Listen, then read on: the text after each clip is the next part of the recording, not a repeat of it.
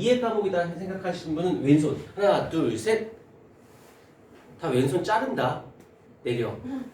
누가 수학을 이해 과목이라고 하니? 잘 봐. 설명해 볼게. 난 이 문제를 풀 수 있어. 말고 이 문제를 못 풀겠어. 그럼 생각해 봐라. 이 문제는 푸는데 이 문제는 못 풀어. 왜게? 이건 풀어본 경험이 있었던 거고 이건 풀어본 경험이 없거나 풀었던 게 생각이 안 났던 거야.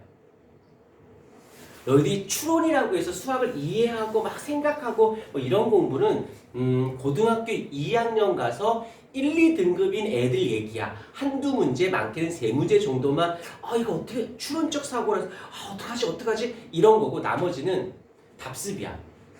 풀어본 경험이 있으니까 풀었던 거야. 풀어본 경험이 없으면 못 풉니다. 그래서 너희 수학이 어려워라 하는 이유 중에 하나를 이렇게 내가 한 얘기가 아니라 수학과에서 이제 우리 과목마다 이제 우리끼리 모여서 이제 세미나를 하거든. 자기 과목에 대한 이야기. 왜냐면 우리 이제 컨설터다 보니까 국어, 영어, 수학에 대한 이야기가 어떤 컨텐츠로 하고 어떤 방식으로 해야 되고 1등급들한테는 어떻게 가르치고 3등급한테는 어떻게 가르치고 이런 거 우리끼리 회의를 해. 그래서 컨설터들끼리 저 과목에 대한 이야기를 하거든. 수학과들이 영어과는 다 똑같아. 안 외웠네. 단어 안 외우고 무슨 얘기를 해. 그럼 수학, 영어 성적 올리는 방법이 어떤 게 있어요? 라고 물어보면 열의 열은 똑같이 말을 해. 수업 들어오기 전에 지문하고 해설지 한번 읽고 들어오래. 그러면 서로 내용은 알잖아. 그럼 거기서 독해하는 스킬, 문법적인 스킬은 그게 들리는데 이게 한 번도 안 봤으니까 지문이 내용을 모르니까 스킬이 안 보인다고 하더라고. 일단 그래. 수학은 1등급 때를 제외하고는 안 풀어본 거야. 풀고 틀리고 풀고 틀리고 틀린 거를 고민하는 게 아니라 이건 이렇게 틀렸군. 이렇게 나오면 틀리지 말아야지 라고 머릿속에 기억을 해놔야 된대요. 이 1, 2등급까지 가기 전까지는. 나한테 물론 그때 과학에 대해서 얘기하지. 그때 내가 한참 싸우는 게 뭐냐면 표정들에서 다른 과목 선생님들이 과학은 외우면 되지 않나요? 막 이런 이과 나부랭이들이 그래. 그럼 조용히 얘기하지. 수학은 그냥 보면 푸는 거 아니냐고. 무슨 무식한 소리 한다고. 과학은 되게 특이하게도요. 물리화학, 생명, 지구과학이 공부법이 달라요. 중학교 때까지는 그게 의미가 별로 없거든. 근데 고등학교로 올라가면서 물리화학, 생명, 지구과학 공부법이 다르고 단원마다 공부법이 자 나는 물리 1을 조금 공부해봤다. 손 드십시오. 그래 조금 해봤어. 그럼 물리는 크게 3개 단원으로 되어 있어요. 역학 에너지, 전기 에너지, 파동 에너지. 대표적인 예를 들어주는 거야. 자, 요거 한번. 그러니까 공부의 방향성을 잡는 게 무엇보다 중요해. 내용도 중요한데. 자, 이제 물리에서 이렇게 보면 돼. 너 과학을 잘하니 못하니 주위에서 과학 좀 하네 못하네를 따질 때 제일 먼저 보는 과목이 물리 파트야. 물리. 자, 약간 얘가 왜 그러냐면 수학적 개념이 들어가는데 물리에서는 일단 역학적 에너지가 있고요. 그다음에 전기 에너지가 있고요. 그다음 파동 에너지가 이렇게 있어요. 그런데 사람들이 제일 먼저 떠오르는 게 역학적 에너지라는 건데 한번 컨텐츠만 보여줄게요. 어떻게 공부를 해야 되는지. 이게 수학하고 과학은 공부법이 되게 비슷해. 먼저 개념적인 부분이 있고요. 그 다음에 문제적인 부분이 있고. 자, 요것도 이제 성향마다 다른데 어떤 친구들은 개념이 잘 된 다음에 문제를 풀려고 하는 친구들이 있고 문제 풀다가 개념적인 부분으로 막 문제를 접근하는 친구가 있어요. 근데 어떤 친구들은 개념은 대충 공부하면서 문제를 통해서 이걸 개념을 잡으려고 하는 친구들이 있어요. 보통 이제 여학생들이 개념을 잘 닫고 문제를 접근하는 친구가 있고 남학생들의 성향이 개념보다는 저기 뒤에 우산통이 있네요. 두리번대지 말고 잠이 들 깨셨어요? 들어오세요. 남학생들이 약간 문제 위주로 가는. 또 하나 손주세요. 뭐라고 안 할게. 음식을 던진 거야? 냅다 먹어라? 나는 개념이 닦여져야 문제를 조금 개념을 조금 중시한다. 손 드십시오. 나 누구랑 얘기하니? 난 문제 위주로 한다. 손 드십시오. 아무 생각 없지. 야 수학 문제 풀 때 생각해봐. 야 수학 문제 풀 때는 딱 티가 나거든. 막 풀다가 이거 뭐지? 그러면 어떻게든 끼워 맞춰서 풀려고 하는 스타일이다. 이런 애들이 문제 위주의 스타일인 거야. 개념보다는 문제 쪽으로. 근데 뭐 하다가 뭐지 하면서 개념을 찾으려고 해. 공식이 뭐지? 이거 어떻게 풀었지? 이런 친구들은 개념 위주의 친구들이에요. 자기 공부 스타일 아는 게 제일 중요해요. 고등학교 가서 아이들이 갑자기 미친 듯이 성적이 오르는 친구도 있고요. 분명히 잘했던 애가 점점 떨어지는 친구가 있어. 노력을 안 해서가 아니라 공부법이 잘못됐고 그 다음에 내 공부 스타일이 다르기 때문에 다르게 접근해서 그러거든. 잘 봐. 이제 봐요. 어떤 게 있냐면 이 역학적 에너지는 개념의 비중이 한 40% 정도, 그 다음에 문제 푸는 개념이 60%. 그런데 이 전기 에너지는 50%, 50%. 파동 에너지는 얘가 70%, 얘가 30%. 이게 무슨 소리냐면 개념 위주로 공부하는 애들은 파동 에너지를 생각보다 쉽게 생각해.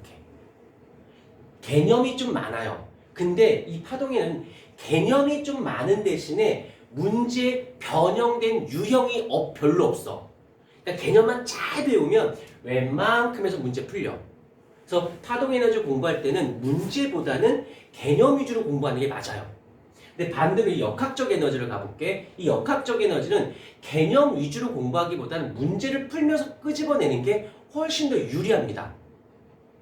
그러니까 이게 어떻게 보면 좋냐면 공부할 때 성적 올리고 싶은 내 공부 스타일을 알고 싶은 내가 내 공부 스타일이 어떨지 잘 모를 때는 역학, 전기, 파동을 똑같이 배워놓고는 풀어봐. 근데 생각보다 난 얘가 어렵긴 한데 아주 부담스럽진 않거든. 그런데 얘가 굉장히 어려워. 그러면 나는 문제 위주로 공부하는 스타일의 성향을 가졌구나 라고 생각하시면 되고요. 역학은 너무너무 어려워. 근데 파동은 어렵다는데 생각보다 그렇게 많이 안 틀리는데? 그러면 나는 개념 위주로 이렇게 볼 수 있어요.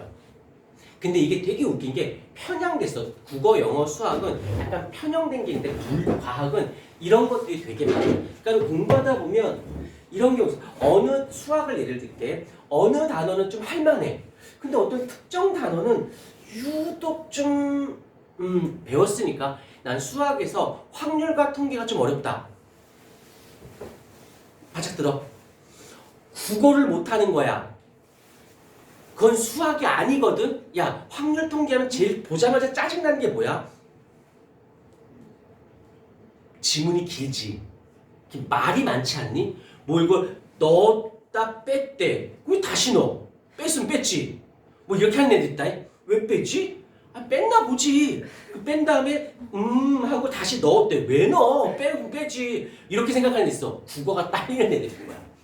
그런데 수학적 관점이 조금 높아. 요런 애들이 확률 통계를 조금 유독 어려워하는 애가 수와 연산 파트가 좀 쉬워요. 단순 계산형 있지. 왜? 어릴 때부터 계속 문제 풀어봤거든. 그러니까 깜지라고 하나? 문제집에 어떤 문제 더럽게 많은 거? 초등학교 때 엄마가 수학 가르쳐준다고 그 문제를 딥더 풀라고 한다. 그래서 하루에 몇십 문제, 몇백 문제 막 풀라고 해. 그런 애들이 수와 연산 쪽을 쉬워해. 그러다가 어디서 봉착이 되냐면 도형에서 약간 말려.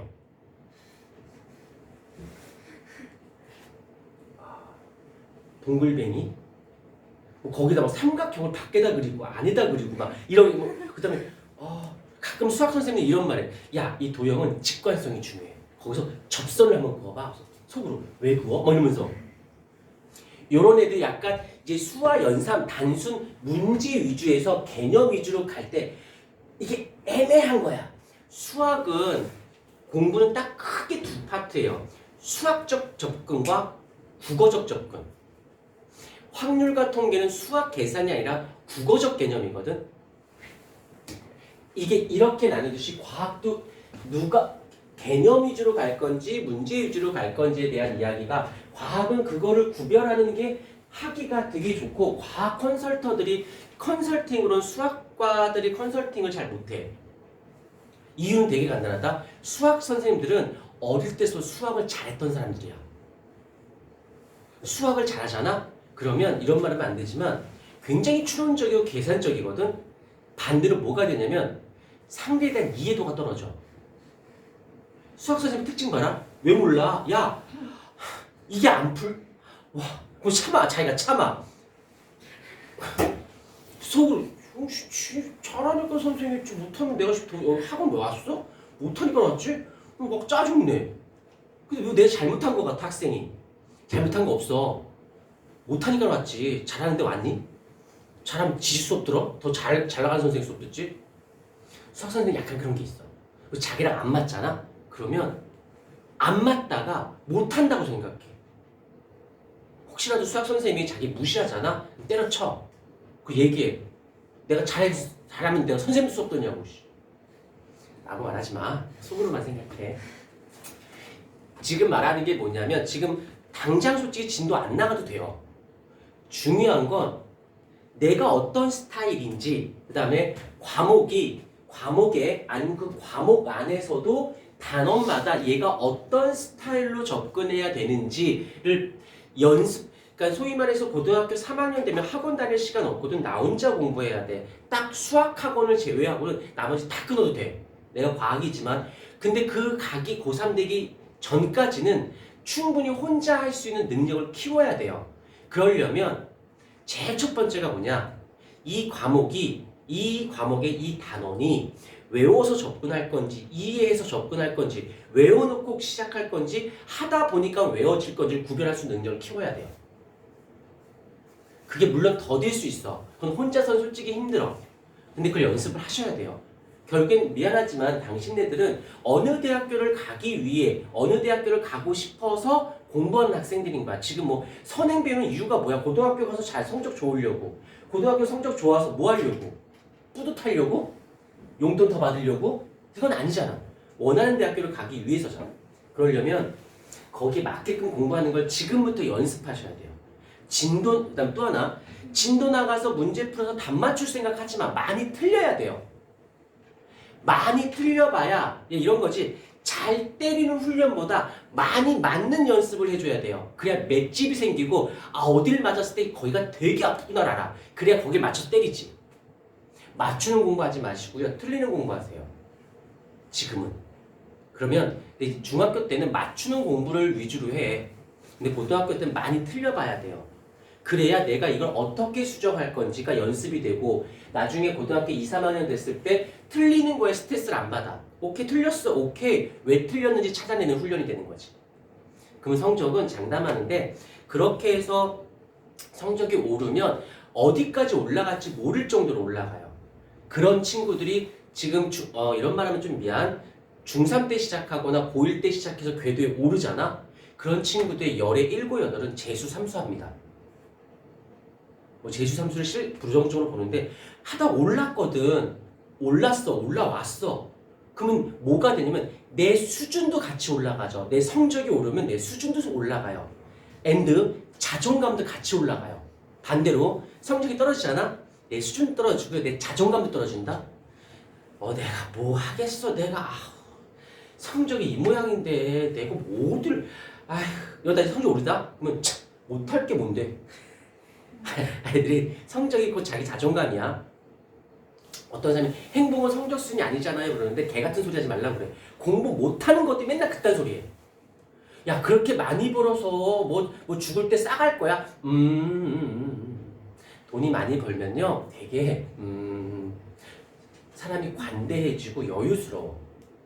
그래서 이런 거지. 사고 싶어. 이걸 사고 싶어. 근데 없어서 살까 말까 이게 아니라 살 수 있는데 자기 혼자 쪼는 거야. 마음을 살까 말까 이런 거. 무슨 마음인지 아니? 할 수 있는데 할까 말까랑 할 수 없는데 하고 싶은 거랑은 차이가 있다는 거지. 성적도 마찬가지야. 그렇게 성적이 오르면 자존감도 올라가. 그러면 뭐도 올라가냐면 학교도 올라가. 내가 여기서 올랐어. 보니까 서울에 있는 7개 대학을 갈 수 있을 것 같대. 가보니까 서울, 연고, 서성한 요 정도 그래? 해서 좀 한 번 더 올랐어. 그러면 3개 대학이 보여요. 내가 서성한 가려고 공부한 건 아니잖아. 뭐 이래. 성적 떨어지잖아? 서울권이면 내 정도 이런다. 다시 올라가. 그럼 다시 올라가죠. 일단 수능을 딱 봤는데 나쁘지 않게 봐. 그렇게 자존감이 높은 애들은 자기 공부법이 되고 자존감이 올라간 애들은 성적을 못 볼 수가 없어. 어떤 애들이 성적이 박살이 나냐면 미안해 내가 사교육장에 있지만 학원의 의존도가 높거나 선생님에 대한 의존도가 높은 애들은 성적 100% 떨어져요. 장담해. 이거는 내가 20년 넘게 강의하면서 재종반이나 고3들을 가리키면서 경험이야. 그런 애들은 자존감이 높지 못해. 의존도가 높지. 그런 애들은 수능시험장 가면 낯설지, 다른 공간에 와 있지, 이 한 방으로 인생이 다 바뀌지, 내가 지금까지 10년 전에 공부한 게 이걸 하는 끝이라고 하지, 굉장히 쫄아요. 그래서 실수를 합니다. 그래서 성적이 떨어져. 자존감 높은 애 딱 보잖아? 시험 잘 봐. 이게 제일 문제야. 잘 봤어. 그럼 우와 행복할 것 같지? 아니야. 내가 맞춘 건 안 보여. 틀린 것만 보여. 그럼 막 억울해. 내가 이 단원 요 문제 스타일 내가 아씨 이거 왜 아씨 엄마 나 1년만 더. 왜? 요거 맞추면 서울대가 보이고 의대가 보이거든. 난 그럼 추천해. 인생 조금 늦게 출발해도 돼요. 먼저 도착하면 되잖아. 그러기 위해서는 자존감이 높아야 돼. 자존감이 높으려면 내가 해야 자존감이 높아지지. 선생님이 해준 대로 받아 쳐드시면요. 내 자존감은 없어져요. 성적은 오른 만큼 자존감도 올라가는데 왜 내가 한 만큼 올라야 되는데 내가 한 게 아니거든. 같이 해준 거거든. 그만큼 오른 거니까 나에 대한 신뢰도가 떨어져요. 그 중학교 때까지는 그게 가능해. 하지만 고등학교 가서는요. 내 자존감이 높지 않으면 내가 시행착오 겪고 실수하고 틀려서 그걸 끄집어 올려서 물론 선생님이 옆에서 도와주지. 좀 더 시간을 짧게 걸릴 수 있게끔 도와주는 사람이에요. 자, 잊지 않도록 하시고 좀 딴소리 좀 했어요. 다시 멘트를 다시 하자.